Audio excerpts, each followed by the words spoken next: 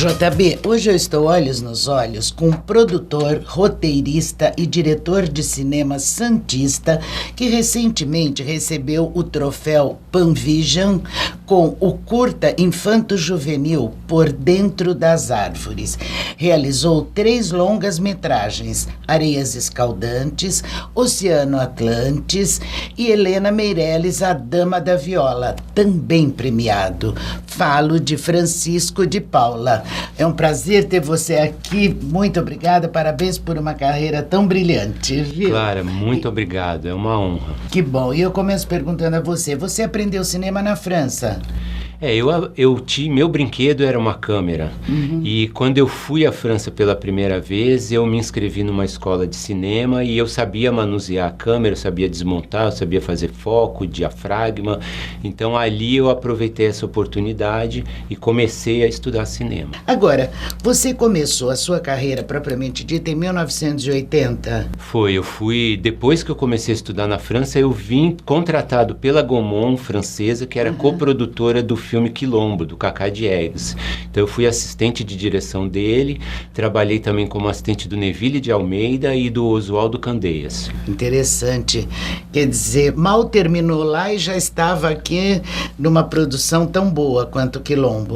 Foi acho que a primeira superprodução, né? Que foi uma filmagem muito grande com o Antônio Pompeu, o Tony Tornado, a Vera Fischer, a Zezé Mota, que participou do Festival de Cannes. É um filme muito importante. Muito importante mesmo. Agora, vamos falar sobre o curta, o Por Dentro das Árvores, que aqui está o belíssimo troféu que você recebeu. Trouxe para Santos. Para Santos. O que isso representa para você? Olha, durante a pandemia, nós fizemos, com os alunos da FAAP, nós fizemos esse curta de animação e remotamente, então nós só nos encontramos no final de tudo mesmo, para os últimos ajustes. E é um projeto que eu tenho que chama Quem Tem Água Tem Quase Tudo, que fala sobre os biomas. Então eu fiz um sobre o Pantanal, que é um livro infantil sobre a Helena Meirelles, a infância da Helena Meirelles, e fiz sobre o bioma Amazônia, que é o Por Dentro das Árvores, que são 3 crianças que defendem a Suma Uma, árvore sagrada da Amazônia. Eu ia lhe perguntar qual foi sua inspiração, mas acho que você já respondeu, né? Eu acho que a defesa do meio ambiente, das florestas, e tornar uma coisa popular, digamos assim, acessível, sobre os rios voadores, que são que a Suma Uma, ela armazena a água embaixo da raiz, né?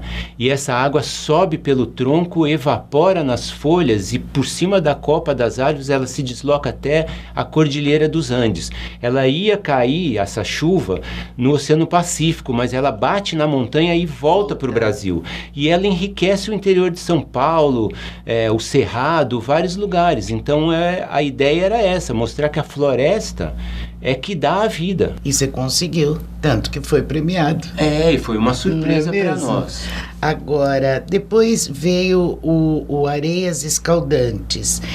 E nesse aqui você foi produtor, roteirista e diretor? Eu tive apoio do Nelson Mota. Eu mostrei um roteiro para ele, o Lulu Santos também me apoiou. Depois comecei a conhecer as pessoas. Nós não éramos amigos, mas somos amigos hoje. A Regina Casé, o Diogo Vilela, o Luiz Fernando Guimarães, os Titãs, o Lobão. Então, a Artes Plásticas Geração 80, Casa 7 de São Paulo. Então, juntou muita gente que hoje ainda está presente na nossa cultura. Verdade. São expoentes da nossa cultura. Verdade. E por uma obra do destino, todos estavam no Areias Escaldantes. E posso contar uma novidade assim de hoje para você. Em setembro nós vamos filmar no Rio de Janeiro Areias Escaldantes 2. Mas que maravilha. Começa em setembro. Um longa-metragem. Ótimo, em primeira mão. Foi mesmo. Feliz. Foi hoje que eles confirmaram o interesse e talvez até depois do prêmio do Por Dentro das Árvores. Sim. Então, uma coisa puxa a outra. O seu talento e agora é o momento. Agora, sabe, eu quero saber desse Areias Escaldantes, qual foi a repercussão porque, assim, que eu tenha lido e tomado um pouco de conhecimento, foi muito importante para o cinema brasileiro. Olha, ele foi importante depois de uma outra geração. O filme, lá um pouco antes do ano 2000, eu me lembro que era a época da Fabuloso Destino de Amélie Poulain, que é um filme fora de série também. Eu comecei a ser convidado para mostras. Então, uma outra geração, que não aquela de 1985, é que transformou o filme em cult, né? Então, hoje ele é convidado para mostras e tudo, mas quando ele foi feito, por ele ter sido independente, sem apoio da Embrafilme, eu tive que ir embora do Brasil para ter uma maneira pacífica de conseguir exibir o filme, porque ele não foi bem recebido na época, pelo fato de ser da Embrafilme. Como que eu fiz o filme? Com que dinheiro? Se eu não era do grupo da Embrafilme. Então eu apostei no exterior, tivemos muito sucesso em Portugal por conta das novelas que tinha a Regina Casé e o Luiz Fernando Guimarães. E depois conseguimos, como um filme de arte, exibir em cinemas de arte, na Bélgica, na Espanha, na França. Então isso tornou o filme mais robusto para voltar aqui e aí sim ser recebido. Nada é por acaso, né? Foi o mal que veio para bem, né? Há males que vêm para o bem. É verdade. E agora, me diga uma coisa, eu percebo que em todos os filmes tem ícones, né? Tem pessoas muito à frente da cultura, são artistas. Aqui eu tenho o Oceano Atlantis, o Nuno Leão Maio, Dercy Gonçalves e Antônio Bujanra. Tô errada? Tô certa? Tá certa. Pois é, porque eu li todo o documentário desse filme, tudo que saiu, e achei uma graça. Eu queria que você falasse um pouco sobre ele. Nós ganhamos o prêmio da Crítica Internacional no Festival do Rio, era 1993, época do Collor de Mello, que foi uma época também terrível para a cultura, principalmente o cinema. E se você me permite contar uma história bem rápida da Dercy Gonçalves, quero saber. Que eu fui à casa dela, queria que ela participasse do filme pela credibilidade que ela passava, que ela passa pela personalidade dela. Ela aceitou.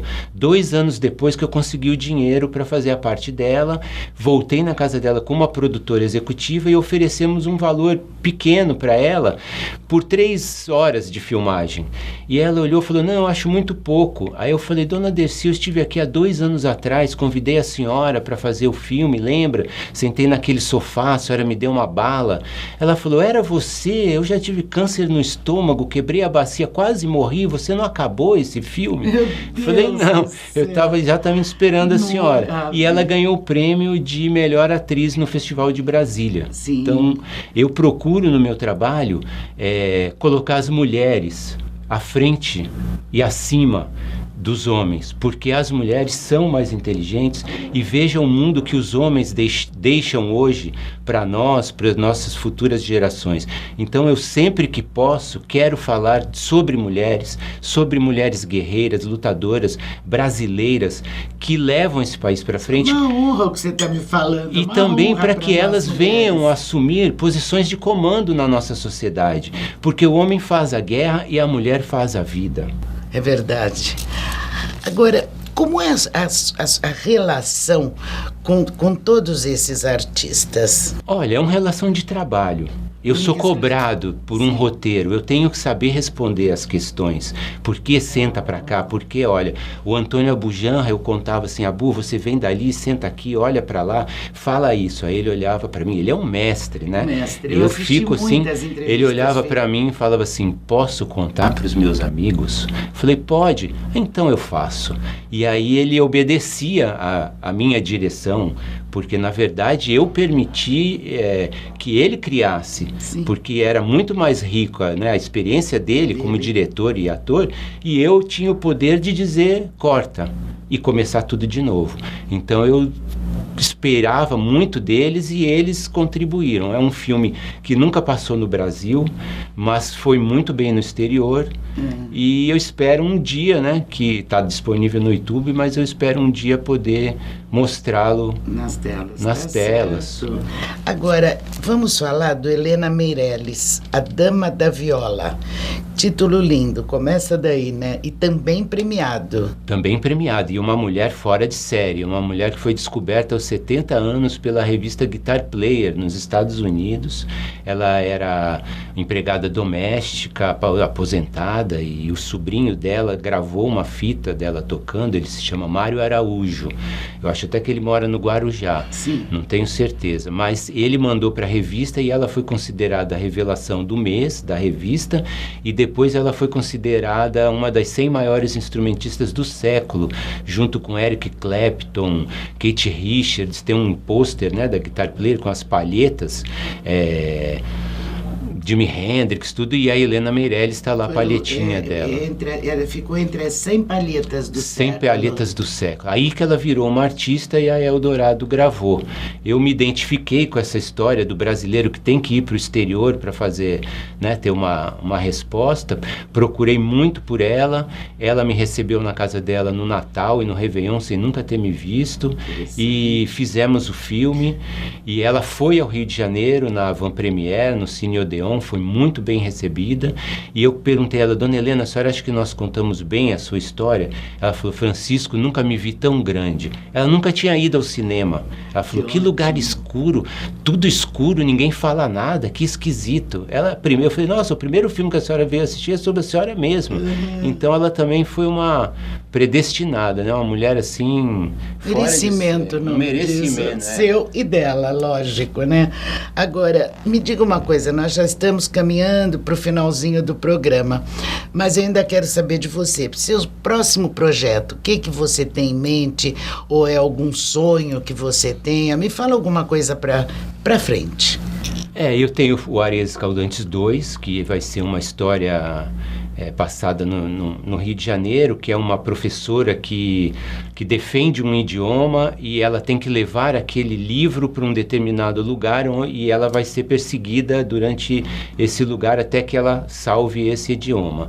E uma outra coisa que eu percebi estando aqui em Santos há 4 anos é a importância da escola pública de cinema, que tem um projeto grande. Aqui nós temos o Querô, que tem um trabalho fora de série, nós temos as vilas criativas, nós temos a cidade criativa do audiovisual. Essa é uma oportunidade para o Brasil inteiro, para todos os técnicos, diretores, todo mundo que trabalha em cinema será beneficiado se esse projeto der certo. Então eu tenho interesse e tenho vontade de poder participar de uma construção, de uma história, porque é a primeira escola pública de cinema. Já foi feito o baile da cidade, já arrecadaram algum valor.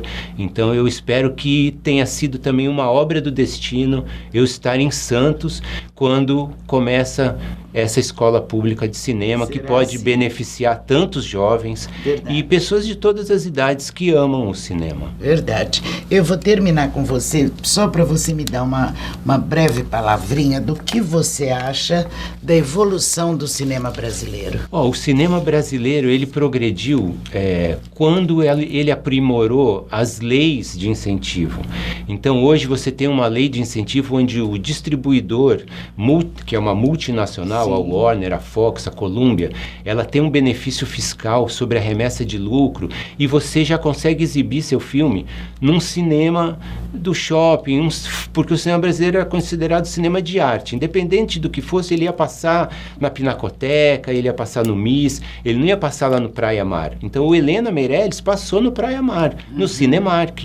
Então a gente conquistou o público, porque o público está nesse espaço. Exatamente. E nós ganhamos prêmios, Cidade de Deus, Tropa de Elite, nós temos a Fernanda Montenegro, nós temos, né, nós temos na Central do Brasil, nós temos como você falou, uma riqueza de talentos, de escritores, atores, tudo. Então cabe a nós agora construirmos essa história e não deixar cair, porque tem sido difícil no momento, pela política do governo federal, mas não é suficiente para nos desanimar e muito menos para nos derrubar. Então aí está aí o filme Medida Provisória, do Lázaro Ramos, que está lotando as salas.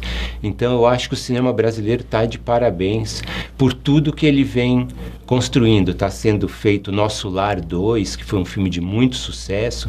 Então nós estamos conseguindo produzir sucessos e diretores tendo acesso a trabalhar, inclusive em Hollywood, como o Fernando Meirelles, que fez um ensaio sobre a cegueira, que havia feito o Cidade de Deus. E você também está de parabéns, não é só o cinema, foi um prazer conversar com você, conhecer você e, olha, sucesso, cada vez todos, mais. Para nós todos. Querido, muito obrigada. Muito obrigado, Clara. JB, eu acabo de conversar com este produtor, roteirista e diretor de cinema santista aqui da nossa terra, espetacular, uma capacidade, uma cultura, um conhecimento que realmente encanta. Falo de Francisco de Paula. Para você e para todos que ficaram conosco até agora, um beijo e até o próximo programa.